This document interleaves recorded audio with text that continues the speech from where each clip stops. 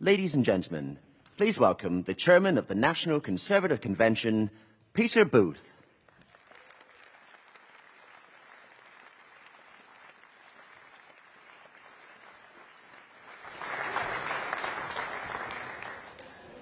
Good afternoon, Conference.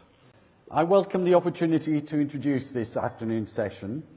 I'm Chairman of the National Convention, the body made up of constituency chairmen and area and regional officers, and we represent us, the volunteers. I and my team of officers sit on the party board and participate in all the important decisions regarding our party. I'm also Chairman of the Finance and Audit Committee, and my officer team colleagues are members of or chair all the important committees of the party to make sure that us as party members have our voice heard. As your representative, this summer I was given the unique opportunity by our Prime Minister of being invited to attend political cabinet in the cabinet room at number 10. So I know personally how firsthand our Prime Minister values our voluntary party input. And it is right and proper that our volunteers sitting here today feel part of the big decisions affecting our party. If you haven't at conference already been, then please go and take part in the Conservative Policy Forum discussions, which help shape the future of our party policy. If you haven't already been, then please go and take part in the excellent training sessions laid on by CCHQ to learn about the latest campaigning techniques. Above all, I want you to leave Manchester this week knowing that our party is in good heart, and despite of where we lie in the opinion polls, that the thousands of Conservatives in Manchester this week leave Manchester knowing that the Conservative Party has a plan to win the next general election.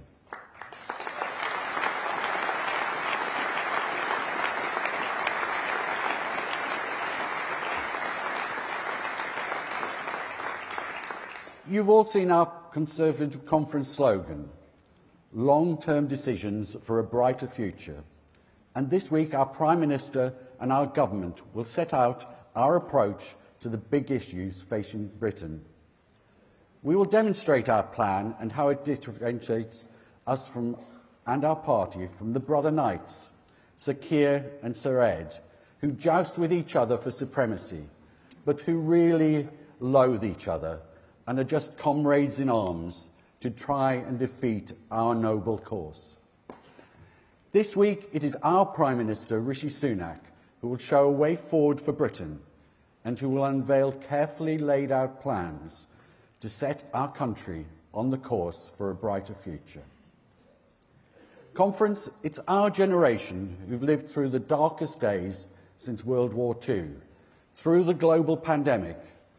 Once again, we see war in Europe, and we're facing down a tyrant.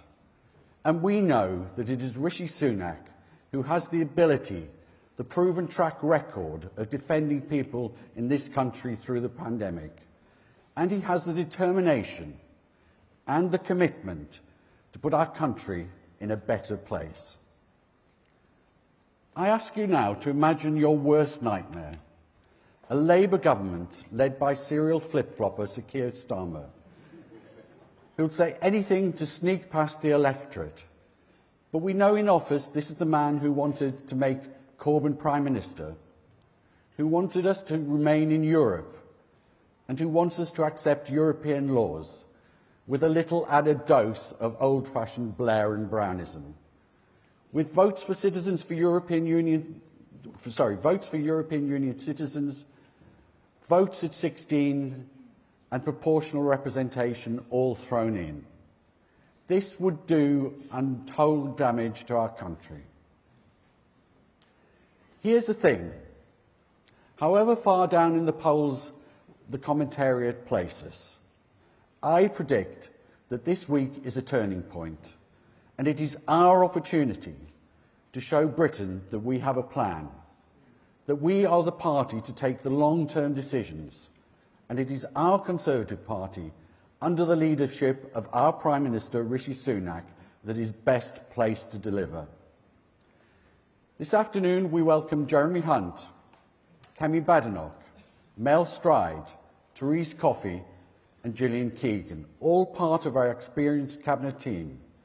And they're going to tell you how Conservatives are going to deliver from Britain. Conference, enjoy your time in this great city of Manchester. Enjoy this afternoon. And after a short video, we'll be hearing from the Chancellor of the Exchequer, Jeremy Hunt. The path to lowering inflation is never easy because it doesn't happen in a straight line. But if you look at the overall picture since it peaked last autumn, it is now down 40%. And that says the plan is working. The fact that inflation has come down is so symbolically important when almost everybody thought it would go up.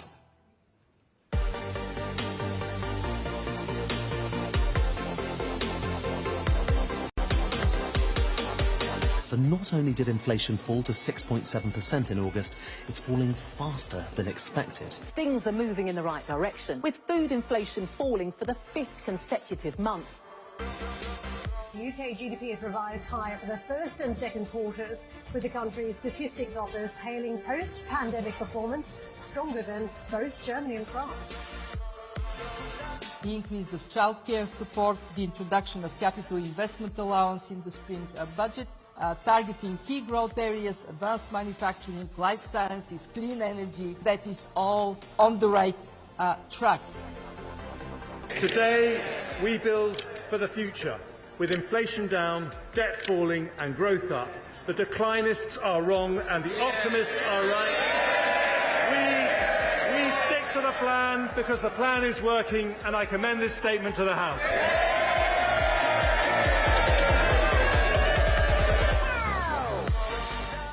Welcome to the stage, the Chancellor of the Exchequer, Jeremy Hunt.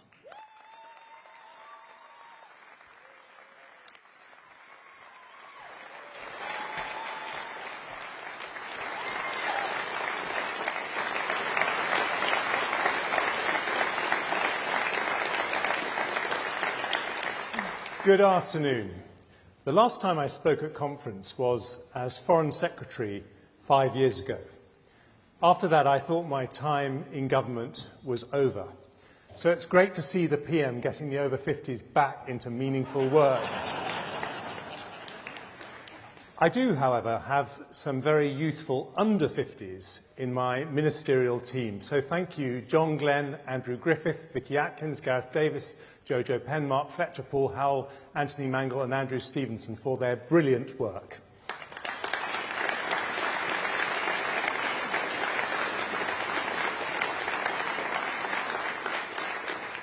And it's great to be in Manchester. Since 2010, this great region has seen unemployment halve, nearly 200,000 more jobs, and 6 new tech unicorns. Labour mayors talk up the problems, but it's Conservatives who chalk up the jobs.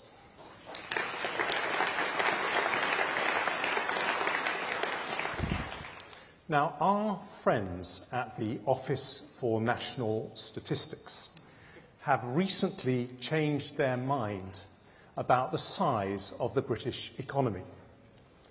They had been saying we were the worst performing large European economy since the pandemic. But we weren't the worst, we were one of the best. Since the pandemic, we've recovered better than France or Germany.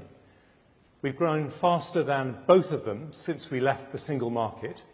And since 2010, we've grown faster than France, Germany, Italy, Spain, Austria, Finland, the Netherlands and Japan. So to all the pessimists and declinists who've been talking us down, we say this: don't bet against Britain. It's been tried before and it never works.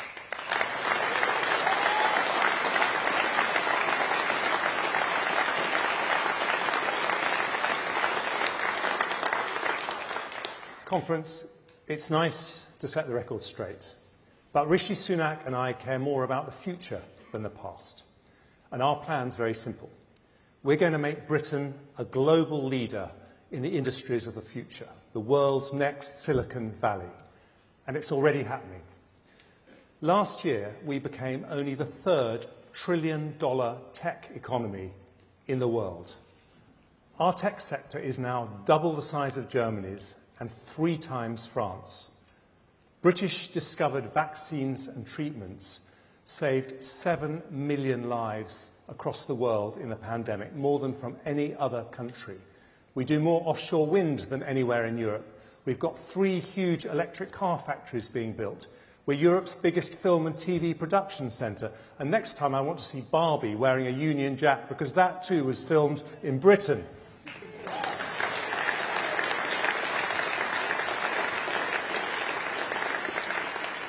My Mansion House reforms are part of that, because they'll help fast-growing companies source billions of pounds of extra capital. We don't just want them to start here, we want them to stay here, because as we become a science superpower, there's nowhere better to be.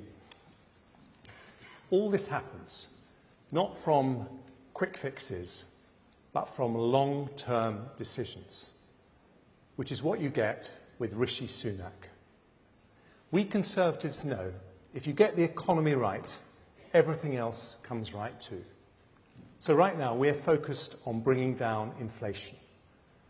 Nothing hurts families more when it comes to the weekly shop, heating bills or pump prices, which is why the Prime Minister's pledged to halve it. And we're getting there. It was 11%, it's now down by 40%. The plan is working, and now we must see it through, just as Margaret Thatcher did many years ago. Conference, when we halve inflation, that's not a 1% income tax cut. It's a 5% boost to incomes compared to if it stayed the same. But just as we're succeeding, what's Labour planning? Some £28 billion a year of new borrowing. The Institute for Fiscal Studies say borrowing on that scale risks fueling inflation and keeping interest rates higher. Labour can change the fiscal rules, they can dress it up as responsible, but if they increase borrowing, they increase debt, and that means higher taxes, higher mortgages, and higher inflation for families. That's not an economic policy, it's an economic illusion.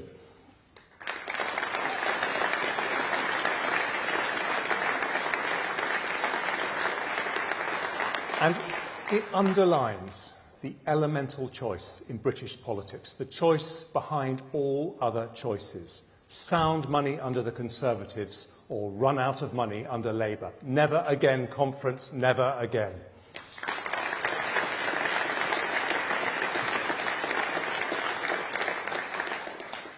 Conservatives will always protect public services, but we're also honest about the taxes that pay for them. After a once-in-a-century pandemic and the biggest energy crisis in a generation, the level of tax is too high. We were right to protect jobs and families, and thanks to Rishi's furlough scheme, we recovered faster from the pandemic than others. But with an ageing population and a war in Europe, public spending is still growing faster than the economy. Now, some say that's inevitable. The Institute for Fiscal Studies said last week it's likely to be what they said was a decisive and permanent shift to a higher tax economy. Conference, they're wrong. We need a more productive state, not a bigger state.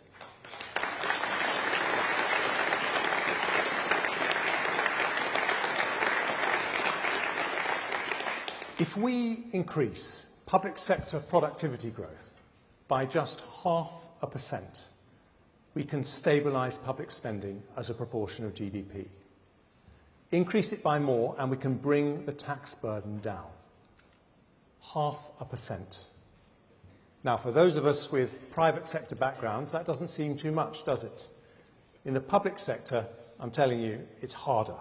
But we are up for the challenge.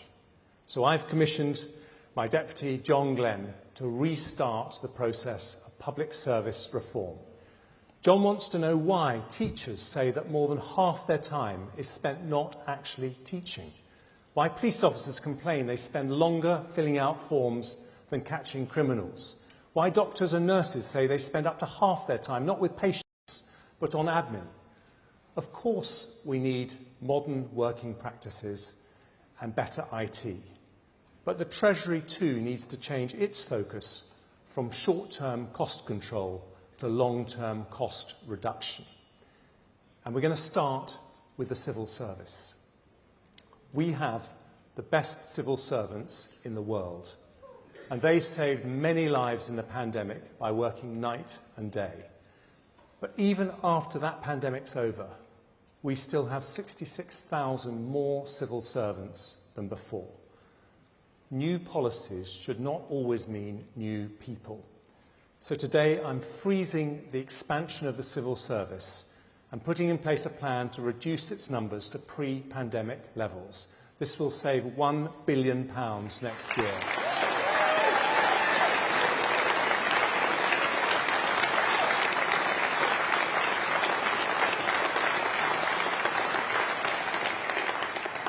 And I won't lift that freeze until we have a proper plan, not just for the civil service, but for all public sector productivity improvements. That means, amongst other things, changing our approach to equality and diversity initiatives. Smashing glass ceilings is everyone's job, not a box to be ticked by hiring a diversity manager. But I'm going to surprise you with one equality and diversity initiative of my own. And trust me, you'll like this one. Nobody should have their bank account closed because somebody else decides they're not politically correct.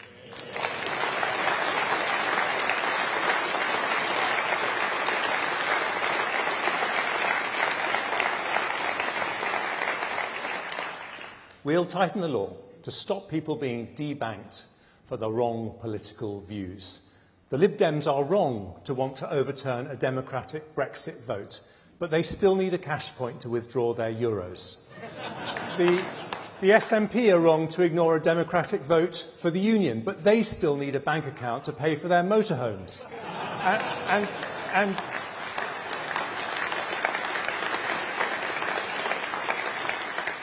And even Keir Starmer, who's wrong on just about everything, needs his trade union cash, so he too can have a bank account, just never the keys to Downing Street.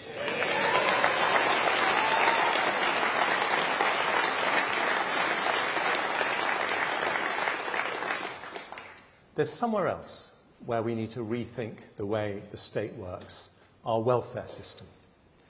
I'm proud to live in a country where, as Churchill said, there's a ladder everyone can climb, but also a safety net below which no one falls.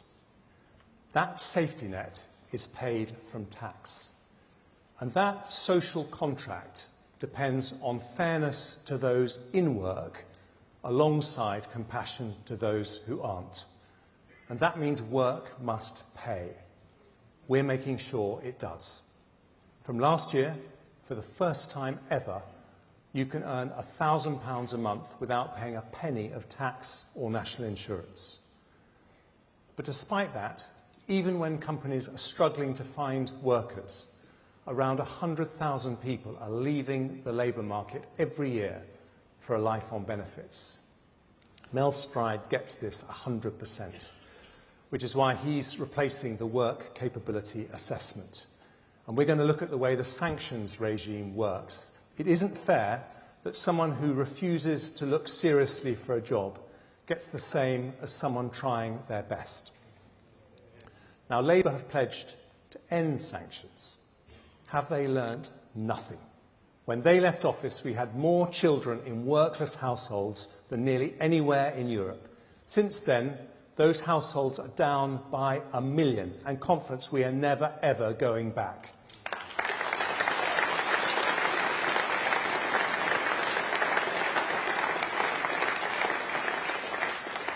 So to make sure work continues to pay, today I take a step forwards towards completing another great Conservative reform, the National Living Wage.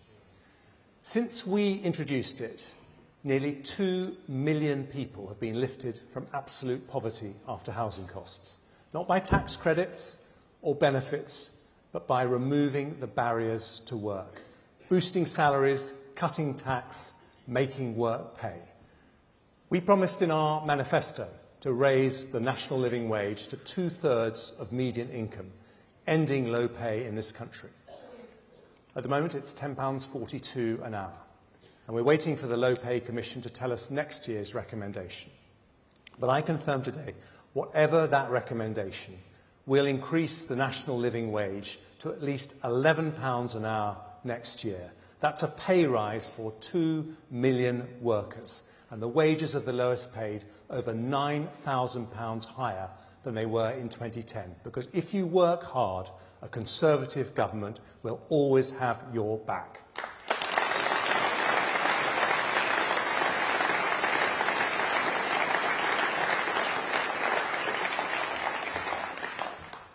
It's easy to support higher growth, better public services and lower taxes. Harder to make it happen. In Britain today, there's only one party prepared to make those difficult decisions. Our party and our Prime Minister, whose diligence and tenacity have given us the Windsor Framework, the Atlantic Declaration, the Trans-Pacific Trade Deal and the NHS Workforce Plan, whose own life story shows just what's possible with education, aspiration and hard work. His story and our story. More growth, more jobs, more doctors, more nurses, better schools, less poverty, less crime. Conference, it's time to roll up our sleeves, take on the declinists and watch the British economy prove the doubters wrong. Thank you.